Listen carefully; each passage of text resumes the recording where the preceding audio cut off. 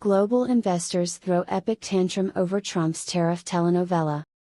In a twist straight out of a dystopian soap opera, global investors spent April 3, 2025, clutching their pearls and sobbing into their caviar as U.S. President Donald Trump's latest tariff tantrum sent markets into a melodramatic nosedive. The announcement of a 10% baseline import tax, complete with extra spicy rates for countries Trump presumably doesn't vibe with, unleashed a financial freakout so over the top, it could have been directed by Quentin Tarantino. Picture this: Wall Street traders, their suspenders snapping under the pressure, hurling themselves onto fainting couches as the Dow plummeted 1,700 points faster than you can say trade war. Meanwhile, across the pond, European bankers drown their sorrows in overpriced espresso, muttering, "Sacré bleu, not again," as their portfolios shriveled like a baguette left out in the rain.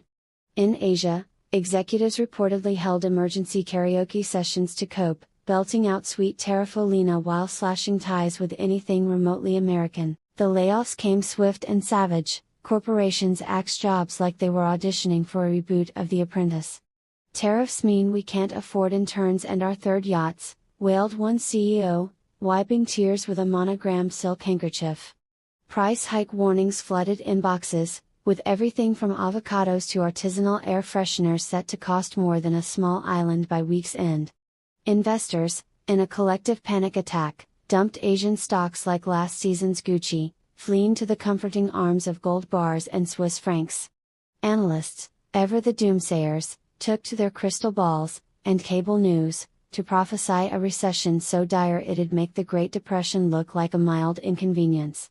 "This is it, folks, the end of capitalism as we know it," one pundit shrieked, pausing only to adjust his tinfoil hat. Others speculated Trump's tariff timeline, kicking off April 5 and juicing up by April 9, was chosen to maximize chaos, or maybe just to mess with everyone's weekend plans. In the midst of the meltdown, a rogue band of hedge fund managers reportedly tried to appease the tariff gods by sacrificing their private jets on a makeshift altar of expired stock certificates. It didn't work. As the dust settled, one thing was clear: the only winners here are the popcorn vendors outside the New York Stock Exchange, raking in millions as the world watches this economic telenovela unfold.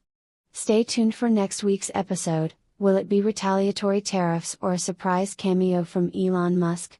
Place your bets now.